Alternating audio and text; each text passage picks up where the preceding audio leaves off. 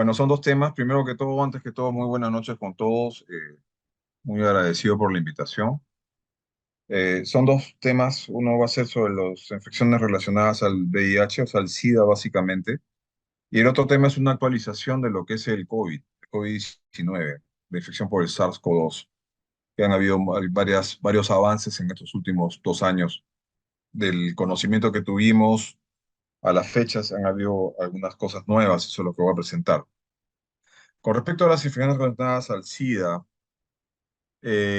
básicamente son infecciones oportunistas, que, bueno, tradicionalmente ha sido la primera causa de muerte y mortalidad del VIH desde el inicio de la epidemia, ¿no? En la actualidad, como hay mucho control con las terapias antirretrovirales, el problema que estamos enfrentando ahora es que cada vez es más frecuente las neoplasias. Hay que recordar que el VIH es una enfermedad, es un germen que procede de un grupo de gérmenes que un grupo de ellos son oncógenos.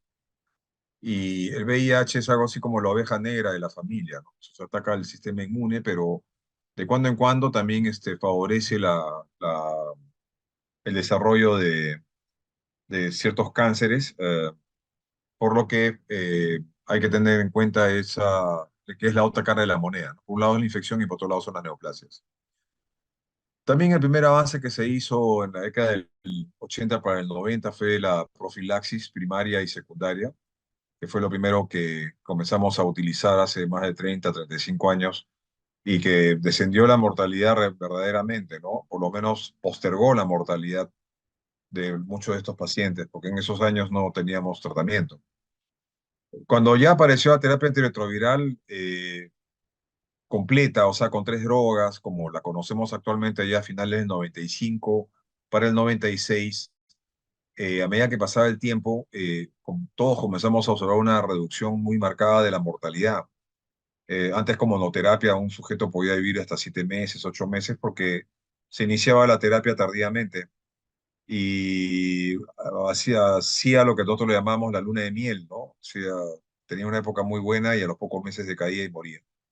Después apareció las piterapias, teníamos 2 drogas, y con 2 drogas mejoramos mucho la condición de vida y se prolongó la vida de las personas, ya no a 7 meses, 8 meses, sino a 18 meses, a veces 20 meses.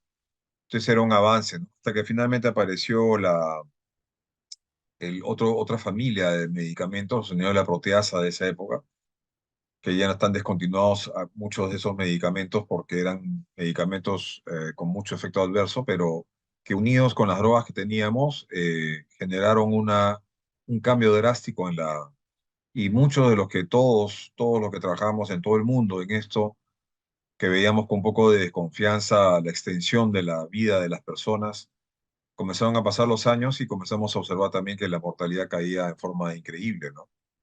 Y actualmente, o sea, se observan los casos en tres escenarios, ¿no? Una, en los pacientes que no sabían que estaban infectados y que debutan con una infección oportunista. La otra, que son los enfermos que no reciben terapia antirretroviral por alguna razón. Y los otros que son pacientes con fracaso a la terapia, ¿no? O sea, los que tienen mala adherencia o por otras causas. De esos enfermos que no reciben terapia antirretroviral, hay personas que cuando se enteran que tiene VIH simplemente deciden no tomar tratamiento porque tienen el prejuicio de que la terapia va a ser muy perjudicial. Pero como siempre digo, el efecto adverso de una terapia antirretroviral puede ser la anemia, puede ser otras cosas, pero el efecto secundario de no tomar una terapia antirretroviral es morirse. Entonces, no hay mucho que elegir en esto. Bueno, esta fue la evolución de la mortalidad. Como pueden ver, del 94 para adelante, la sobrevida comienza a incrementarse y las muertes comienzan a disminuir. Eso fue lo primero que se observó. En esta presentación vamos a hablar un poco de la virología y patogenia, vamos a hablar de la historia natural, las enfermedades no definitorias de SIDA asociadas al VIH y enfermedades definitorias de SIDA. Con respecto a la virología, este es un retrovirus. Es un retrovirus porque en vez digamos, la carga genética, en vez de ser un ADN o pasarla a un ADN, primero se pasa a un RNA y el RNA lo pasa al DNA, o sea, en forma inversa a lo que usualmente ocurre, ¿no? Del DNA al RNA y del RNA ya viajan. Acá es al revés, acá es del RNA al DNA. Por eso se llama retrovirus.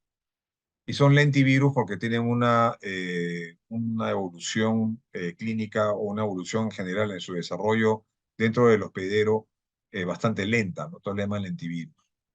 Es una envoltura con tres capas concéntricas, una capa interna o el core que tiene el ARN en una sola cadena, la capa intermedia que tiene el nucleocápside, que es un isocadero, y la capa externa o la envoltura que tiene la membrana lipídica con una matriz proteica, ¿no? Y ahí están las glicoproteínas, que son las que encuentran pues, el Western blot para poder hacer el diagnóstico.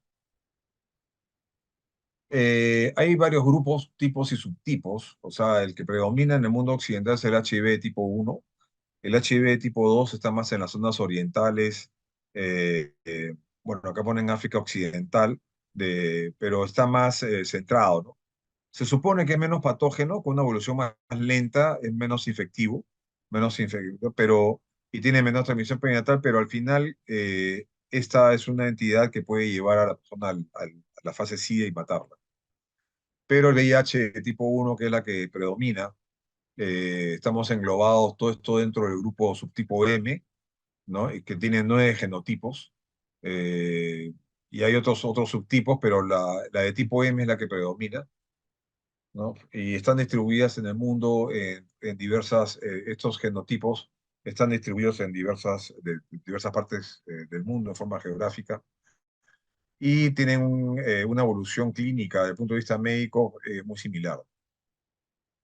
Pero este para fines genómicos y para fines de identificación. El mecanismo de infección, como todos sabemos, requiere un receptor que está en unos linfocitos que tienen en la superficie un receptor que se conoce como CD4, linfocitos TCD4. Eso es lo que le da el nombre al linfocito. Por eso hablamos de los CD4, pues son células blancas que tienen en su superficie unas estructuras proteicas que se denominan CD4. Y esas estructuras proteicas son las que se unen con la glucoproteína 120, que está en la parte externa del virus. Y también se unen a un correceptor. Antiguamente pensábamos que solamente se juntaba la glucoproteína, pero es como un globo, ¿no? O sea, baja el globo, pero tienen que fijar por los costados para que no se mueva este globo y pueda estar fijo, ¿no? Entonces tenemos los correceptores, el CCR5 o el CXR4, que es de la célula huésped y que una vez que se juntan estos correceptores con el receptor, inmediatamente se deposita la carga genética en el interior de la célula. Más o menos los CD4, la mitad de ellos se localizan en el área intestinal. Y están en el área intestinal porque ahí tenemos la microbiota y parte del funcionamiento de la microbiota intestinal es el que se conjugue los microbiomas más la parte de las células más las células blancas. Entonces, esa conjugación forma una especie de paquete que hace muy eficiente la simbiosis de los gérmenes que tenemos en el intestino y nosotros. Hay otras células que tienen receptores CD4 como los monocitos, los macrófagos, las células dendríticas presentadores y las células de Langerhans del epidermis, ¿no? En el interior tenemos la glía en el cerebro, la glía, o sea que también donde hay estos receptores van a ir las células. Entonces también el cerebro es un lugar donde suele también ingresar el VIH para poder tener una capacidad replicativa, ¿no? Esta es la manera como ocurre, o sea, la célula ingresa, se pega y después de ahí deposita la carga genética del ARN, que también sale con una transcriptasa inversa, que a su vez hace esta transcripción de un ARN a un ADN de doble cadena y de ahí pasa al interior, donde hay una integración a través de una integrasa, que es una enzima, y pasa a ser parte del genoma de nosotros. Por eso que no se puede eliminar el VIH, no se puede curar, porque está adherido genómicamente a nuestra estructura genética, ¿no? De ahí hay una transcripción y la transcripción pasa a la traducción y ahí viene la fabricación de nuevas proteínas víricas, de tal manera que en el interior de la célula se vuelve a ensamblar el virus, o sea, la parte interna, el core, el interior, y la parte externa que se forma con parte de la membrana celular. Entonces salen los viriones. Acá ven que entra uno y sale uno, en realidad entra uno y salen millones. La historia natural, solamente para revisar, hay un periodo de ventana que puede durar de 0 a 3 meses en la actualidad, con las pruebas que son bastante buenas. Ese es el momento en el cual hay una cero conversión. En esa primera periodo de ventana, la prueba es negativa.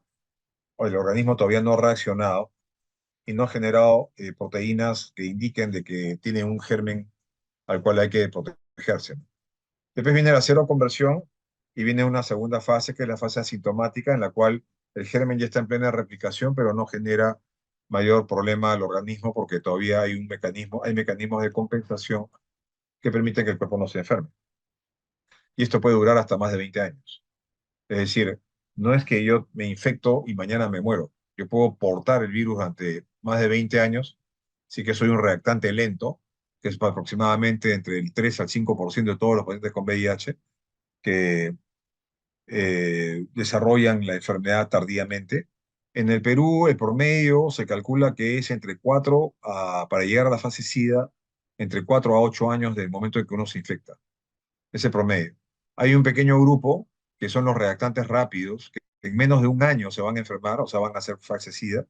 Y hay otro pequeño grupo, entre 3 al 5%, que son reactantes lentos, que son aquellos que van a manifestar la infección, o sea, la fase SIDA, después de 14 años de haberse infectado. O sea, 14 años es el límite máximo para considerarlo como un reactante normal. Pasados los 14 años ya se le denomina reactante lento.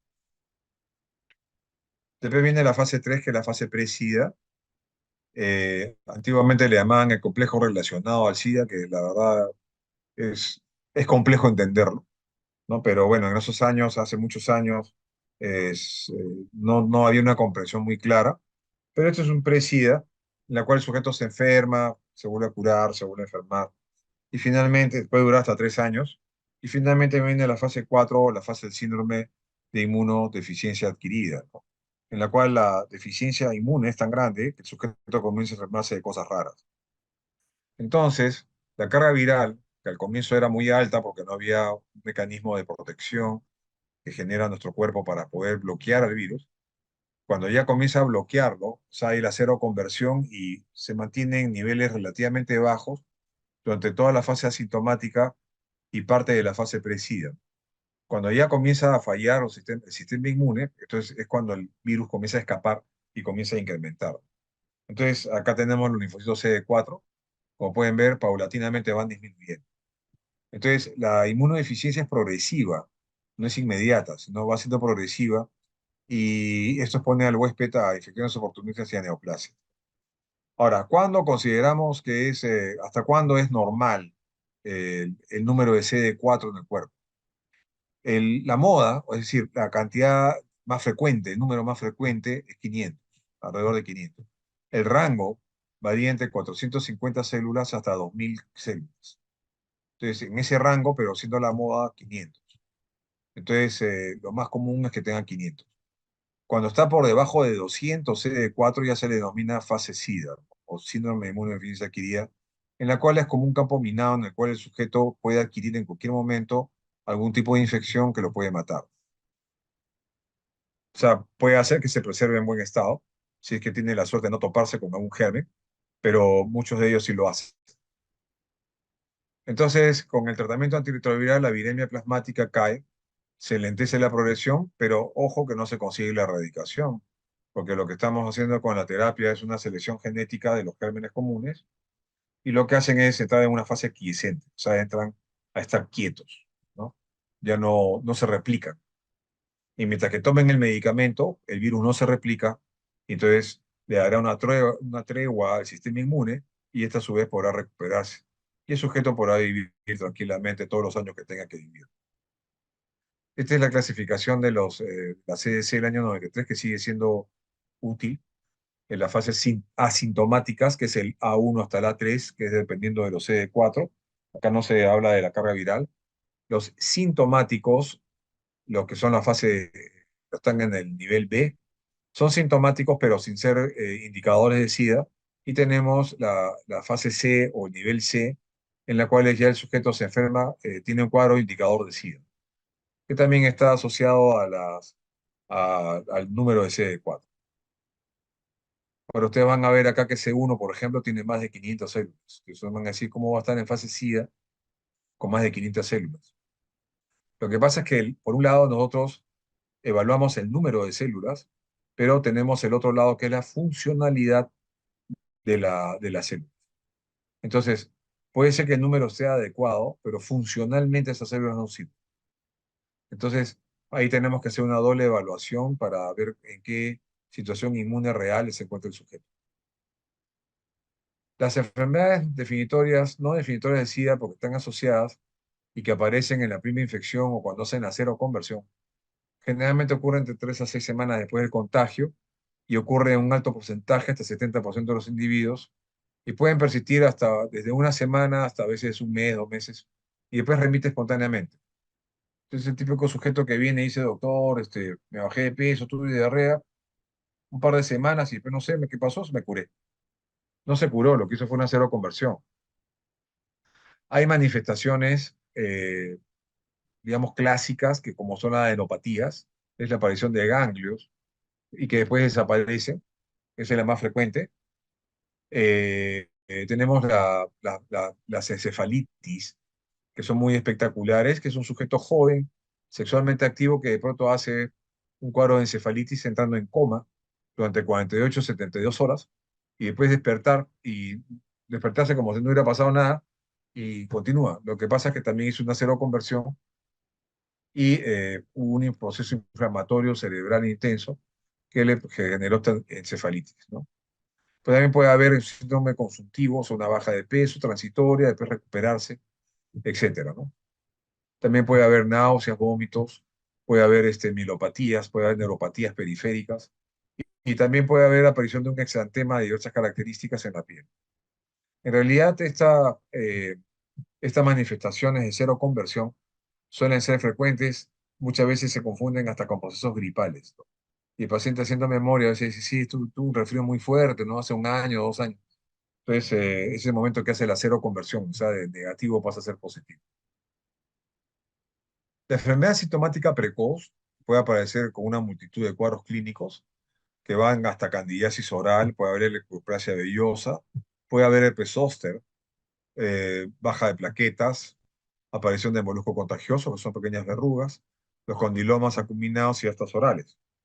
Por ejemplo, acá puede aparecer una cándida oral, o sea, solamente está circunscrito al paladar o a la lengua o a los carrillos gingivales, y en realidad después desaparece, o el sujeto hace un lavado de boca y desaparece, pero le llama la atención que aparezca esto. Ese indica un severo compromiso de la inmunidad de las mucosas, ¿no? Ciertamente la inmunidad de las mucosas se afecta mucho el VIH, pero esto de acá no, aún a pesar de esta alteración de la inmunidad de las mucosas, no es capaz de pasar hacia el sistema circulatorio. Entonces es generalmente localizado.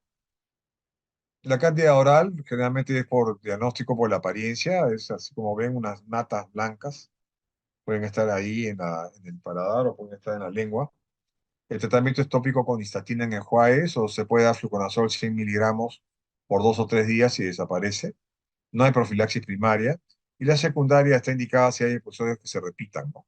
De tal manera que se puede dar fluconazol, una cápsula de 100 miligramos o 150 miligramos, que es lo que acá en el Perú, una vez por semana. No va a generar resistencia a la carne. Eso ya está estudiado también. La leucoplasia vellosa, que es un 20% de pacientes asintomáticos, ocurre en cualquier estadio de la enfermedad. Tiene una etiología poco clara. Se ha tratado de relacionar con el virus de Epstein-Barr, que es el virus de la mononucleosis, también con el virus papiloma y con la cándida, ¿no? Generalmente es asintomática, le molesta al paciente porque se ve la lengua y la ve pues media engrosada, media rara. Se suele hacer una biopsia, así que hay una duda. Es una hiperplasia epitelial con capas de parénquima para queratina engrosadas, ¿no? Y no requiere un tratamiento específico, ¿no? Pero sí está asociado también al estado, a la calidad inmune del sujeto. Como pueden ver, saca la lengua, pareciera que fueran hongos, pero no.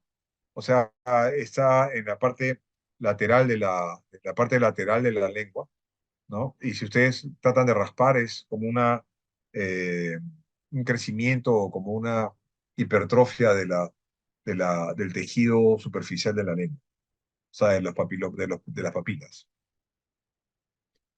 Bueno, puede aparecer herpes zóster, especialmente cuando están pasando a la fase 3. El zóster es relativamente común. Es un indicador de disminución de la inmunidad. Sin embargo, cuando el sujeto comienza terapia antirretroviral y aparece un herpes zóster, paradójicamente es un indicador de que la inmunidad está subiendo. Entonces, el herpes zóster tiene un doble sentido en las personas con VIH. Los que no toman tratamiento es un indicador de la disminución de la inmunidad. Y los que toman tratamiento es un indicador de que está subiendo la inmunidad. La leucoplasia villosa, como pueden ver, acá es más nítida. Y esta es la cándida oral, ¿no? Siempre recuerden, cuando vean un paciente, siempre examinarle la cavidad oral con un bajalenguas. Nunca se olviden de eso. El estadio SIDA se calcula una mediana hasta de 9 años, en realidad varía entre 4 a 8 años. Este, se asume que si no tiene ningún tratamiento, en 11 años ya ha fallecido desde el momento que se contagió. Eh, la cándida oral y la coloplasia son indicadores tempranos de la inmunosupresión, correlacionan mucho con la progresión, y mientras menos CD4, más complicaciones, ¿no? Es inversamente proporcional las complicaciones a la presencia de CD4. Y una sobrevida, una vez que comienza la fase SIDA, sin tratamiento, por lo que el promedio es 1,3 años. Ahora, como principio hay que tener presente que pueden coexistir dos enfermedades al mismo tiempo. Generalmente son presentaciones inusuales de enfermedades comunes o son formas muy inusuales en el huésped. Es muy necesaria la documentación microbiológica. Acá no pueden hacer terapias empíricas porque no saben lo que se están enfrentando. Suelen ser reactivaciones de infecciones preexistentes, es decir, el sujeto tenía el toxoplasma en el cuerpo porque había comido carne cruda o semicruda o un embutido cuando era chico y como baja la inmunidad, se pierde el control de ese estado de quiescente del toxoplasma y el toxoplasma se reactiva y comienza a producir problemas. Está relacionado con el nivel de CD4 y usualmente no es transmisible a huéspedes inmunocompetentes, o sea, no contagia. Entonces, las causas frecuentes están en los cuatro grupos: parásitos, hongos, virus y micobacterias. Por parásitos, Toxoplasma gondii, la leishmaniasis, criptosporidiasis, microsporidiasis, criptosporidiasis, o sea, las coccidias, que es muy frecuente en nuestro medio por el agua no tratada. Las infecciones por hongos tenemos el Pneumocystis jirovecii, antiguamente llamado Pneumocystis carini o carini, que es la especie, pero en humanos, o sea, se le reconoce como jirovecii. Esa diferenciación se hizo en la década del 50, pero todavía hay mucha literatura que sigue llamando Pneumocystis carini.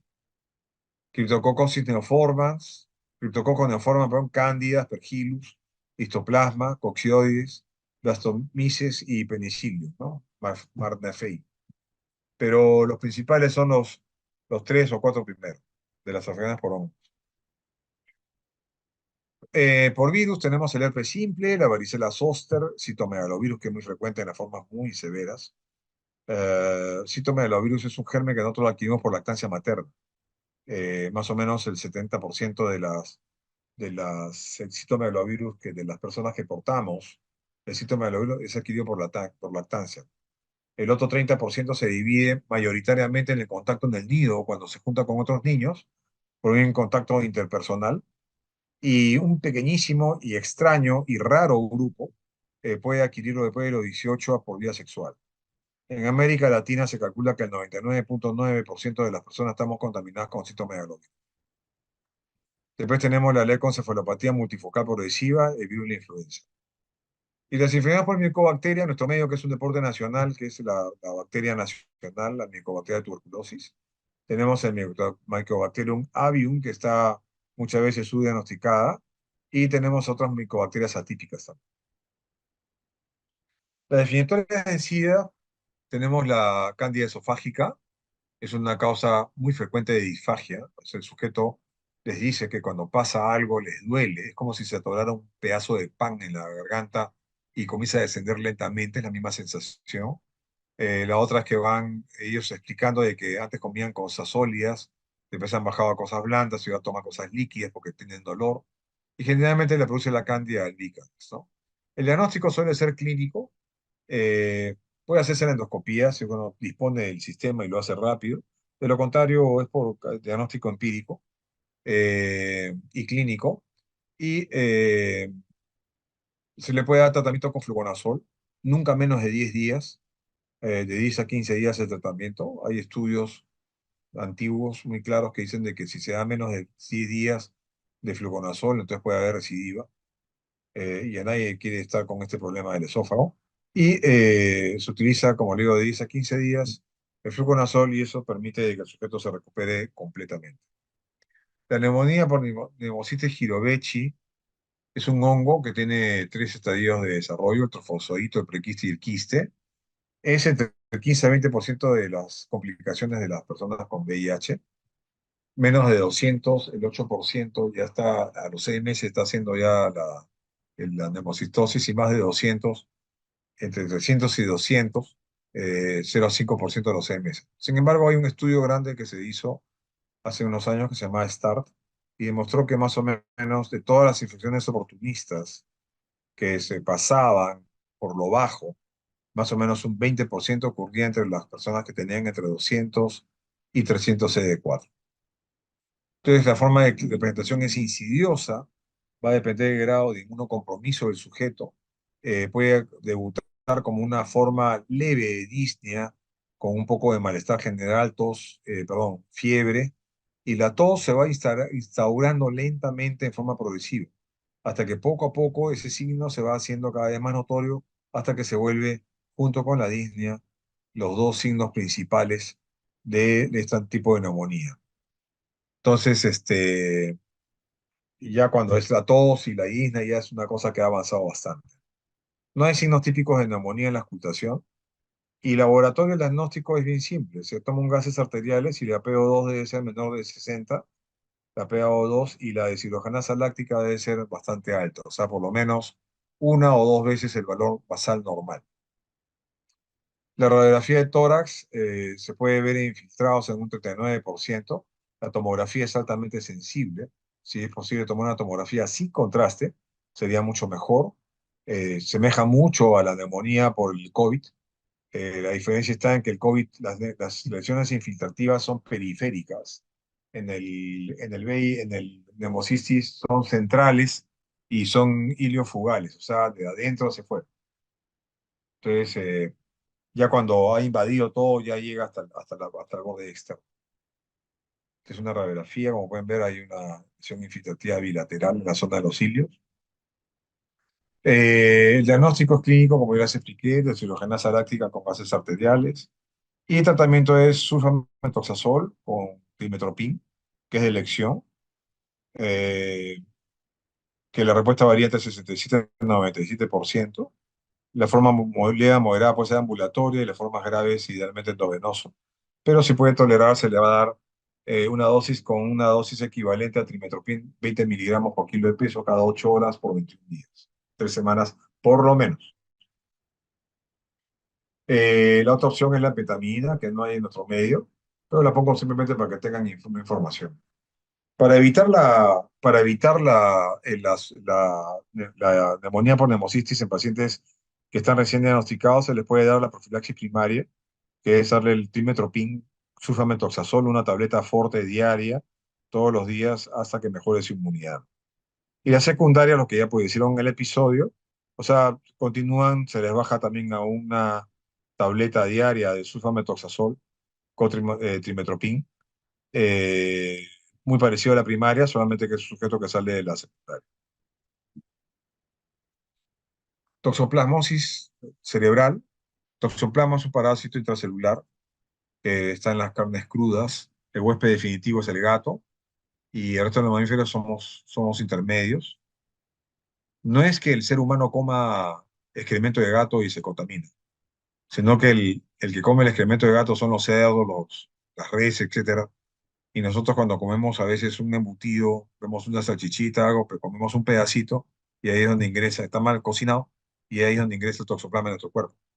Toxoplasma acá en América Latina, yo diría que por lo menos hay estudios relativamente nuevos, estoy hablando de hace unos 10 años atrás, cero epidemiológicos, demuestran de que más del 95% de la población de América Latina está contaminada con toxoplasma. En Europa es heterogéneo, en España es 60%, en Bélgica es 40%, por eso es que allá toman los test serológicos y si son todos negativos, entonces le indican al sujeto que no trate de consumir alimentos bien cocidos, todo bien cocinado para evitar este tipo de contaminación, ¿no? La transmisión es por ingestión de los zooquistes o por carne poco cocinada, verduras. A veces esas personas que compran en el mercado y paran probando todo lo que encuentran, a veces quieren probar una frutita seca o quieren probar una verdurita, algo que haya por ahí, y ahí es donde se introducen este toxoplasma. La clínica es subaguda, generalmente hay cefalea, alteración del estado mental, puede haber convulsiones, y generalmente afectan el tronco encefálico y los ganglios basales. Tratamiento definitivo de la biopsia cerebral que prácticamente no se realiza en nuestro medio. El diagnóstico es presuntivo por la clínica. Se toma la radiografía, sea por tomografía o resonancia magnética nuclear, y también puede ser por prueba terapéutica, al darle la terapia y ver cómo evoluciona.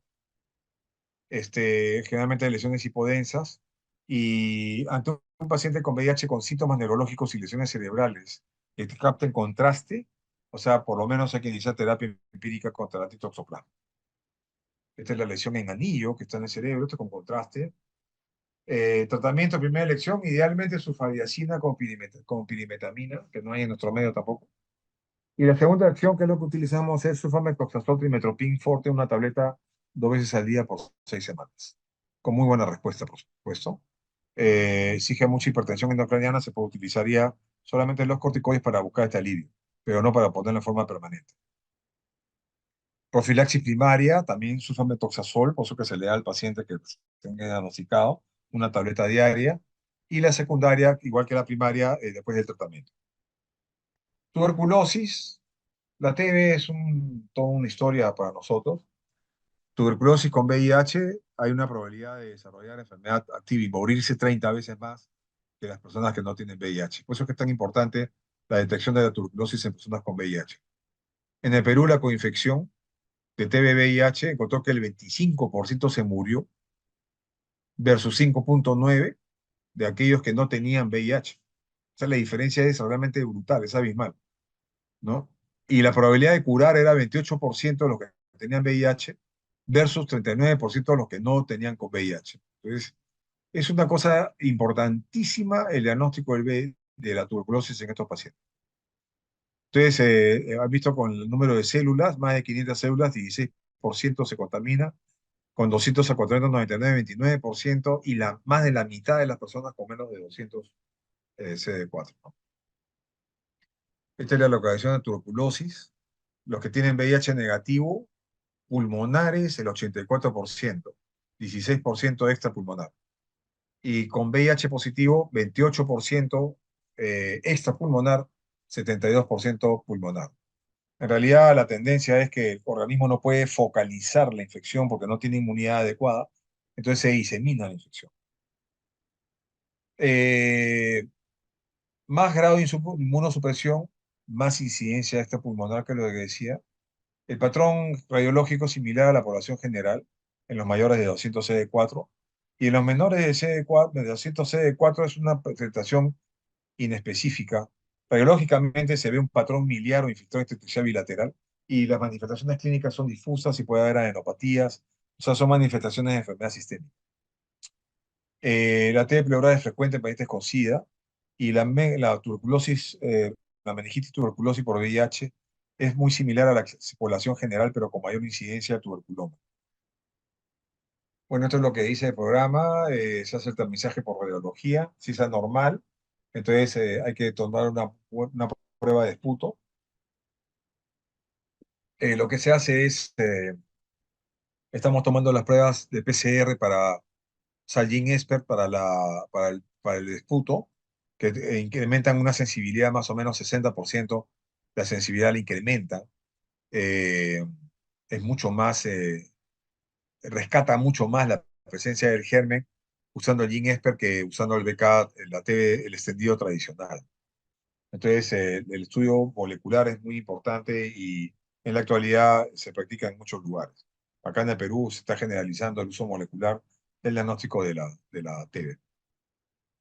El laboratorio no invasivo basado en hallazgo de bacilo tuberculoso, con BK de esputo por 2 muestras. Eh, si tiene fiebre de origen desconocido y VIH y este TB, por lo general está asociado a formas diseminadas. Hay que buscar micobacterias en la orina, lo que es raro. Y en las heces es poco útil, porque si aparece, puede ser por secreciones deglutidas, pero si aparece una gran cantidad de gérmenes ácido alcohol resistentes en heces, lo que tienen que sospechar ya no es TB pulmonar o TB diseminada, sino es Mycobacterium avium, que es impresionante la cantidad de gérmenes que ustedes pueden obtener solamente haciendo un hisopado rectal. El diagnóstico de las adenopatías por punción o por biopsia. También se tiene que hacer estudio de líquido cefalorraquídeo. Se hacen detecciones genómicas de diversos fluidos usando GeneXpert, ¿no? Y el PCR por micobacterias sanguíneas fue evaluada en un estudio con personas que tenían TB activa y se vio 100% de positividad. Y la broncofibroscopía debe reservarse ante la falta de recursos, o sea, no usarla de primera entrada. Toda persona con VIH que tenga síntomas compatibles con TB o que sea sintomático respiratorio o tenga lesiones sugerentes de TB a la radiología, en la radiografía de tórax, se debe solicitar pruebas moleculares para micobacterias, ¿no? Es obligatorio. Eso es en nuestro medio, ese es el programa nacional de VIH de nuestro país. Nosotros decimos siempre que cuando hay una tos seca en un paciente con VIH que está en fase avanzada, probablemente tenga hemocistosis. Pero si la tos es húmeda, expectora, probablemente lo que tenga es TB. Tratamiento, bueno, rifampicina, isoniazida, piracetamida, butol. Se da un esquema de 6 meses, ¿no? Una primera fase de 2 meses y una segunda de 4. Se puede extender dependiendo de la evolución y dependiendo también del tipo de Mycobacteria, de TB que tenga. En el caso del criptococo, finalmente, el criptococo es un hongo de baludiforme muy frecuente en nuestro medio. Puede dar infecciones diseminadas, pero en el paciente con VIH afecta principal y casi exclusivamente el sistema nervioso central. Es una forma subaguda de meningoencefalitis que genera fiebre, cefalea, malestar general, viene rigidez en nuca. El sujeto está conversando, pero está con todo el malestar neurológico, ¿no? Hay criptococomas que es rarísimo. La infección pulmonar también que es bastante rara. Y lesiones cutáneas que es menos raro, se puede observar, pero habría que buscarlas. Y pueden haber otras localizaciones como prostatitis, endoftalmitis, etc. Hay que entender que hay formas oligosintomáticas o larvadas en individuos con linfocitos bajos por debajo de 220 CD4 y que puede iniciarse una exacerbación como respuesta paradójica, una reacción hiperinmune, o sea, secundaria al inicio del tratamiento, perdón, el síndrome de reconstitución inmune y puede reactivar la enfermedad. Por eso es que es importante cuando tienen sujetos que están con enfermedad avanzada, o sea, incluir el test de látex para el criptococo todo paciente que tenga esta condición. Es muy sensible esta prueba y de mucha utilidad. Si sale positiva, le arranca tratamiento para el criptococo. Así sea, así no tenga malestar general. Tratamiento es anfotericina B, 0,71 miligramos por kilo de peso, más fluoxitocina en dosis de 75 a 100 miligramos kilo día, en dosis dividida cada 6 horas. Y esto se va a ir ajustando de acuerdo a la función de la respuesta y función cerebral. Y esto va acompañado, porque esta es la inducción, se hace la inducción durante 7 a 15 días y bueno, hay efectos secundarios, pero pasado ese tiempo, entonces pasa al tratamiento de consolidación con fluconazol entre 600 a 800 miligramos diarios de fluconazol hasta completar 10 semanas de tratamiento y quedando con una profilaxis secundaria hasta que mejore la inmunidad por encima de los 220 con fluconazol 200 miligramos diarios. Bueno, esto es lo que yo quería presentarles con esta pequeña revisión. No he hecho otras patologías porque ya sería demasiado extenso, pero tener presente por lo menos lo que es TB, hemocistosis, que es lo más frecuente, cándida y criptococo, ¿no? Que es lo que estamos viendo con mucha frecuencia y toxoplasma cerebral. Entonces, con esto podemos proceder a la segunda exposición. Yo creo que las preguntas podríamos pasarla para el final.